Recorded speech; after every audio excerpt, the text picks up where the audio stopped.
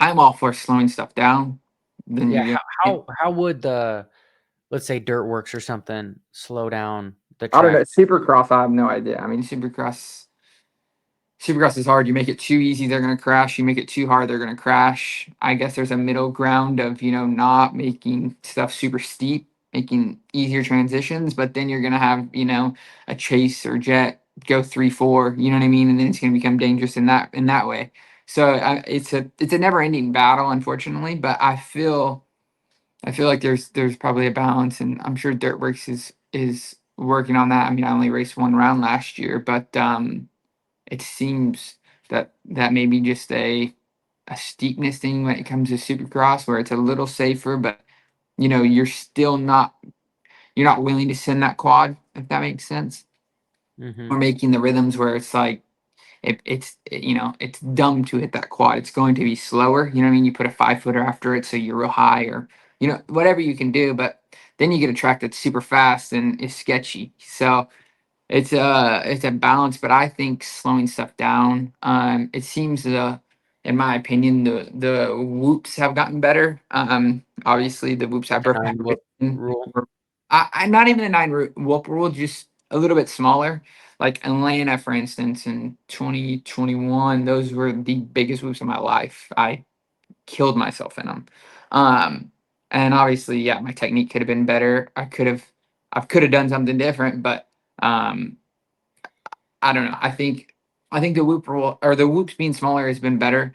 Um, and then yeah, I think you would just have to figure out some sort of system of you know data of when we do this, when the tracks are rolled out like this, it's better.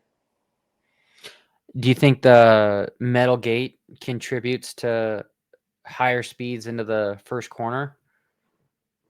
I mean, yeah, for sure, but I don't feel like It's a trying to think danger of thing. any big first turn crashes. I feel like we've been okay with that. I like metal gates, so I'm biased on this. Okay. Uh, how with a factory bike, is it easy to start on one where your engineers just say, "Hey, get it to RPM whatever," and then you can almost just dump the clutch because of your ECU and everything? Or to Uh, me, it just seems like it's taking out a little bit of the skill. If no, I'm being biased. I don't think so. I mean, I think yes, there's we're new on Git this year, and Alex, our data guy's really good, and he's learned a lot, and I think that has definitely benefited us personally. But I mean, for instance, I was on a star bike in 23, and I was a really good starter in 22 on the Husky, and that was their first year of that bike. And no knock, but it was not to the power that they wanted. And it seems a lot better now, but then it was on the slower side. And I think at Dallas, I pulled 3 hole shots, like all three in the Triple Crown.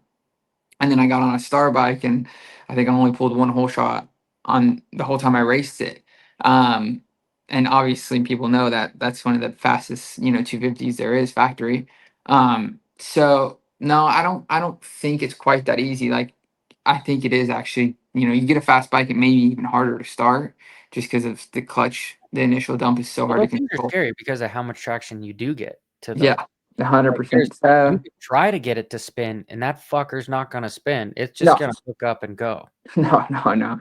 But I think the grades are a good balance because you're giving the privateers a little bit more of an even playing field. And if there's no huge first turn crashes, I know they had stopped prepping the gates as much in front, which is nice because then you're still getting your benefit of qualifying fastest or winning your heat race. So the ruts are messed up. But I think the grades are good, and I think the factory bikes are yes, the grades and the ECUs and the whole shot devices definitely help, but I think there's still way more technique involved than it is, horsepower. Okay. On a fair, honest statement. Privateers. Okay. I'm a big proponent of the privateers. However, if we look at the data with how to get your pro license, especially in Supercross, with the combines and the futures, you have to be a little factory rider to be invited to attend those races to then get your license. And so, without saying I don't know, elephant in the room, but with saying the elephant in the room is like the privateer is a dying breed, and it's kind of by design. Is that a good thing? Is it a bad thing? I kind of want to lean on potentially it being a good thing, because then we will have more of like the opportunity of not having the homologation and production rule, where you could actually have a works Mm, racing, and we could try to bring back motocross to where it was in the late 90s, early 2000s, where that was kind of the yeah. heyday. But I your mean, opinion, and you can totally disagree with me too, I mean, Scott. I honestly don't know enough about the system, honestly, but I think it'd be a bad thing because I mean I think it's cool. You know what I mean? You can go say you're a local at Southwick and you show up like that's badass if you go qualify and do good. Mhm. So I would But not like it to honestly, go away. if we think about it, the guys that's going up to show, like their dreams are to be factory riders and make a living. Yeah. And making a moto, you're making $250, like you're No, the not. pay is crazy. You know, paying to sign up and paying to do that, I think is pretty wild. Um, but I don't know. I don't know enough on that to speak, but I would hate to see the privateers go away because that's your local pro. I don't know, Michigan when he shows up at Red Bud and makes the motos, that's so cool. You go see him the next Wednesday at local track and he made it. That's awesome. Yes, this is goal to make pro. Obviously, it's going to be hard if you don't, the sport in general is becoming very money orientated at an amateur level to get the factory rides. You know what I mean? You got to have the $12,000 motors, dual injected, you know what I mean? All of The that. 85cc PW50. Exactly, so it's it's getting, I think, very money in that way where stock classes are not even stock; they're limited now. So I think you can put triple clamps on top mounts now. So it's definitely getting to a point of I think more on that level could be pulled down where it's even, so you have a better look at them.